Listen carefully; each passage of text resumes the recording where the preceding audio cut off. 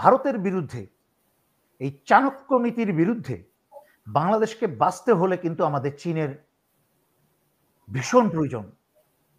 আমাদের যুক্তরাষ্ট্রের প্রয়োজন নাই, চীনের প্রয়োজন। আপনাকে এইটা বুঝতে হবে, জনগণকে এইটা চীনের সাথে সামরিক চুক্তি না করে, চীনের থেকে অস্ত্রশস্ত্র না কিনে উনি যুক্তরাষ্ট্র থেকে কিনছেন, ইউরোপ থেকে কিনছেন, এমনকি টার্কি থেকে কিনছেন। টার্কি থেকে কিনলে কিন্তু যুক্তরাষ্ট্র তেমন আপত্তি করবে না, কিন্তু চীন থেকে কিনলে পরে যুক্তরাষ্ট্র আপত্তি করবে। কারণ ইউনূসকে বসানোই হয়েছে বাংলাদেশের বঙ্গোপসাগর থেকে এবং বাংলাদেশ থেকে চীনকে দূরে, মানে হ্যাডম সহকারে। ডক্টর ইউনূসের হ্যাডম নাই কোনো, নোবেল প্রাইজ ধুয়ে পানি খেয়ে লাভ নাই। ওনার অন্য কোনো বিষয়ে দেশের কোনো বিষয়ে ওনার আর কোনো জ্ঞান নাই। ওই নোবেল ব্যাংকার ওইসব বিষয়ে জ্ঞান আছে। আমি দুঃখিত, ওনার কিভাবে টিম তৈরি করতে হয়, টিম সিলেক্ট করতে হয়, কিভাবে একটা দেশকে ধ্বংসের থেকে উঠিয়ে নিয়ে আসতে হয়, ওনার জিরো নলেজ এবং ওনার টিমের কারোরই নলেজ। আগের থেকে জনগণকে এবং অন্যান্য যারা রাজনৈতিক দল আছে এবং যারা সচেতন মানুষ আছে তাদেরকে প্রস্তুত থাকার জন্য এই কথাগুলো বলি। আমি বলছি না যে আপনারা মারামারিতে লেগে যান, কাটাকাটিতে লেগে যান। আপনারা সচেতন যতক্ষণ থাকবেন ততক্ষণ কিন্তু কারোর পক্ষেই সহজ হবে না আবার দেশটাকে ছিনিয়ে নেওয়া। হাসিনা এতদিন চলেছে ভারতের গোলাম হয়ে, ডক্টর ইউনূস চলছে যুক্তরাষ্ট্রের গোলাম হয়ে। ভারত যেরকম আমাদের জন্য ভয়ঙ্কর ছিল, যুক্তরাষ্ট্র কিন্তু তার চেয়ে কম ভয়ঙ্কর না। যুক্তরাষ্ট্র যেই দেশেই হাত দিয়েছে, ভালো মানুষ সেজে, কি বলে ওজা সেজে বিষ সারানোর দায়িত্ব যেই দেশেই নিয়েছে, সেই দেশকে বিষাক্ত করে একদম নিঃশেষ করে দিয়েছে। ওরা ভারত জমি জায়গা মানুষ দখল করে খায়। যুক্তরাষ্ট্র করে কি, তাদের ব্যবহার শেষ হয়ে গেলে এমনভাবে ছুঁড়ে ফেলে একটা দেশকে, গৃহযুদ্ধ লাগিয়ে দিয়ে। কয়টা উদাহরণ দিব, সারা পৃথিবীতে চারিদিকে যেখানে ভারত এবং জাতিসংঘ ঢুকেছে, জাতিসংঘের মাধ্যমেই কিন্তু জাতিসংঘের মাধ্যমেই কিন্তু যুক্তরাষ্ট্র পৃথিবীর বহু দেশে প্রবেশ করেছে। এটার উদাহরণ দিয়ে আমি আর প্রোগ্রাম লম্বা করতে চাই না। আপনারা আজকাল কি বলে ইন্টারনেটে সব জায়গায় সমস্ত কিছু সব জায়গায় আছে, যে সিরিয়া থেকে আরম্ভ করে অন্যান্য দেশে, তারপরে যেখানে জাতিসংঘকে ঢুকিয়েছে তার মাধ্যমেই তাদের সিআইএর এজেন্ট ঢুকিয়েছে, তার মাধ্যমে মানে শান্তি মতো ঘরের ভিতরে আস্তানা গড়ে সেখান থেকে ষড়যন্ত্র করে সেই দেশে একটা গৃহযুদ্ধ লাগিয়ে দেশটাকে নিঃশেষ করে, পঙ্গু করে, যে আগামী 50-100 বছরের কোনো দিশা পাবে না, সে অবস্থায় ফেলে কিন্তু যুক্তরাষ্ট্র একদম আখের রসের মতো রস খেয়ে তারপরে আখের ছোবাটা চলে ফেলে দিয়েছে। সো ডক্টর ইউনূস 86 বছর বয়সে সেই ব্যবস্থা কিন্তু করে দিয়ে যাচ্ছেন যুক্তরাষ্ট্রের দিকে তাকিয়ে। কি চুক্তি হচ্ছে আড়ালে, হাসিনা যেরকম আড়ালে চুক্তি করতো, ডক্টর ইউনূসও আড়ালে চুক্তি করছে, দেশ জানতে পারছে না। মাঝখানে করিডোরের নাম নিয়েছিল, করিডোরের নামে প্রতিবাদ করায় সেনাবাহিনী প্রতিবাদ করেছিল। আমি সবার প্রথম ব্যাখ্যা করে বলেছিলাম এর মাঝখানে ক্ষতিকর বিষয়গুলো কি কি। সবচেয়ে ভয়ঙ্কর বিষয়টা কি জানেন? চীনের ভারতের বিরুদ্ধে লড়াই করার জন্য আমাদের ডক্টর ইউনূসের প্রয়োজন নাই। কারণ ডক্টর ইউনূসের বয়স 86, 87-88 পৌঁছাতে পারবে কিনা কে জানে, আল্লাহ জানেন ভালো। কিন্তু চীন কিন্তু আরো থাকবে। যদি কিয়ামত না হয়ে যায়, তৃতীয় বিশ্বযুদ্ধ লেগে গেলেও কিন্তু আশা করা যায় চীন দেশটা থাকবে। এবং ভারতের বিরুদ্ধে, এই চাণক্য নীতির বিরুদ্ধে বাংলাদেশকে বাঁচতে হলে কিন্তু আমাদের চীনের ভীষণ প্রয়োজন। আমাদের যুক্তরাষ্ট্রের প্রয়োজন নাই, চীনের প্রয়োজন। আপনাকে এইটা বুঝতে হবে, জনগণকে এইটা বুঝতে হবে, যুক্তরাষ্ট্র যখন ইসরায়েলকে দিয়ে ইরানে বোমা ছোড়াছুরির, মিসাইল ছোড়াছুরির এবং তাদের ইরানের নিউক্লিয়ার সাইটে যখন যুক্তরাষ্ট্র বোমা মারার নাটক করছিল, তখন কিন্তু চীন ঠান্ডা মাথায় আফ্রিকায় 53টা দেশের সাথে বাণিজ্যিক চুক্তি করে ফেলেছে, যেটা পৃথিবীর ইতিহাসে সবচেয়ে বৃহত্তর বাণিজ্যিক চুক্তি। তার মানে কি, যুক্তরাষ্ট্র যখন নিজের বুকে নিজেই চাকু মেরে যাচ্ছে, নিজের দেশকে ডেমোক্রেসি ধ্বংস করে যাচ্ছে, নিজের দেশকে ধ্বংস করে যাচ্ছে, নিজের জনগণকে বঞ্চিত করে যাচ্ছে, সেখানে চীন কিন্তু সমগ্র দুনিয়ায় তার বাণিজ্যিক প্রসার ঘটাচ্ছে, তার ব্যবসা বাণিজ্য, কি বলে সামরিক বন্ধুত্ব, সমস্ত কিছু প্রসার ঘটাচ্ছে। সেখানে চীন হচ্ছে পৃথিবীতে এখন লিডারশিপে আছে। সেখানে ডক্টর ইউনূস চীনকে উপেক্ষা করে চুক্তি করছে সব যুক্তরাষ্ট্রের সাথে। এখানে তাহলে আপনারা জনগণরা যারা নোবেল নোবেল বলে সকাল বিকাল ওই কি বলে পানি ধুয়ে খাচ্ছেন, তারা আমার নোবেল ধুয়ে যারা খাচ্ছেন আর মনে করছেন নোবেল সোনার বাংলাদেশ করে দিবে, তারা আমাকে বলেন তাহলে নোবেলটা কোথায় কাজে আসছে? নোবেল দিয়েছিল পশ্চিমারা, যদি মরার আগে আরেকটা নোবেল দিয়ে দেয় বাংলাদেশে পশ্চিমাদের ঢোকানোর কারণে, কারণ ট্রাম্পকেও তো নোবেল দেওয়ার জন্য ট্রাম্পের আশেপাশের লোক চিৎকার করছে, সুতরাং হয়তোবা তার নাম আবার রাখতেও পারে, শান্তির জন্য না হলেও অশান্তির জন্য রাখতে পারে।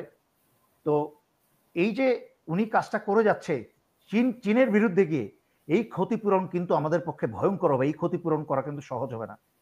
উনি চীনের যুক্তরাষ্ট্রের অনুমতি নিয়ে চীনে যাচ্ছেন, চীনের সাথে সামরিক চুক্তি না করে, চীনের থেকে অস্ত্রশস্ত্র না কিনে উনি যুক্তরাষ্ট্র থেকে কিনছেন, ইউরোপ থেকে কিনছেন, এমনকি টার্কি থেকে কিনছেন।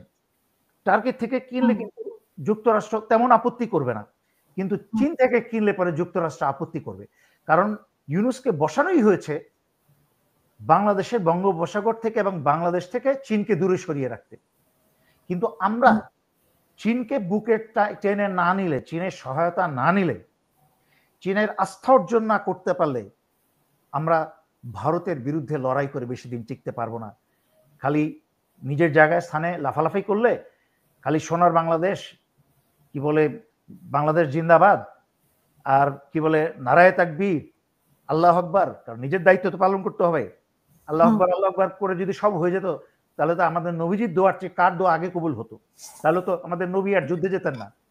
সুতরাং নিজের দায়িত্ব পালন করতে হবে, কারণ এই জনগণের জন্য বাংলাদেশ, এই বাংলাদেশের জনগণের, না আওয়ামী লীগের, না বিএনপি, না এনসিপির, না ডক্টর ইউনূসের, এটা হচ্ছে সাধারণ জনগণ। দেখেন গতকালকেও পত্রিকায় আসছে যে এই যে আপনারা যারা রেমিটেন্স যোদ্ধা, তাদের রেমিটেন্সেই কিন্তু বাংলাদেশ আজকে টিকে আছে।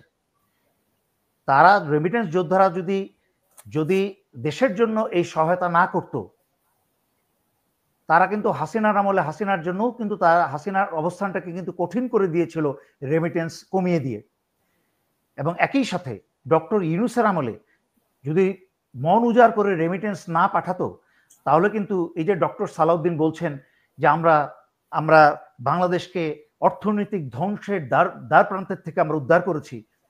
ইয়েস, ডক্টর সালাউদ্দিন, ওনাকে আমি জানি, ওনার ছোট ভাই ক্যাপ্টেন আর্মিতে ছিলেন, ওনার সাথে আমার ভালো সম্পর্ক ছিল। ওনার ভালো মানুষ এবং ভালো একজন অর্থনীতিবিদ, ব্যাংকার।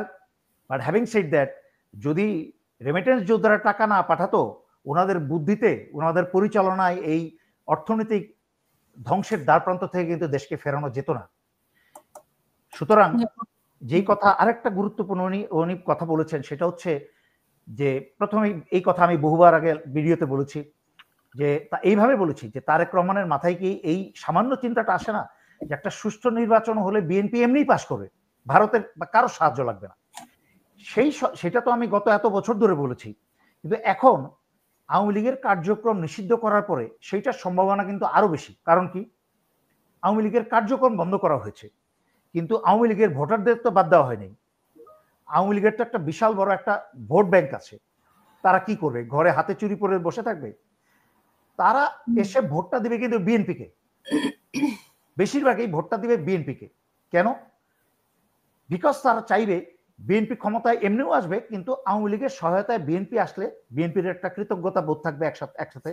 এবং আওয়ামী লীগের যেই পরিকল্পনা এবং ভারতের যেই পরিকল্পনা আমি এত বছরে বহুবার ব্যাখ্যা করেছি, যেই সব অস্ত্র শস্ত্র রেখে গেছে এবং অন্যান্য পরিকল্পনায় বিএনপিকে 6 মাস পরে অস্থিতিশীল করে দিবে।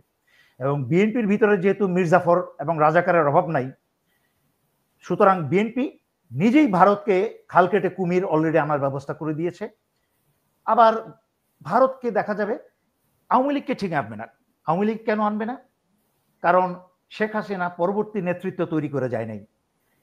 সুতরাং শেখ হাসিনা যেহেতু নেতৃত্ব তৈরি করে যায় নাই, আর শেখ হাসিনাও বাংলাদেশে আর কোনোদিন আসতে পারবে না, সুতরাং তাদেরকে ছাড়া, হাসিনার মতো একটা বদ ছাড়া, একটা শয়তান ছাড়া, তার পরিবারের তৈরি যেহেতু আর কাউকে করে নাই, পুতুলার জয় তো জীবনে টিকতে পারবে না দেশে। সুতরাং আওয়ামী লীগের অন্যান্য নেতাকর্মী, চোর বদমাশ, এদেরকে একটা দল চালানো যাবে না, দেশ চালানো যাবে না। তাহলে কিসের সম্ভাবনা?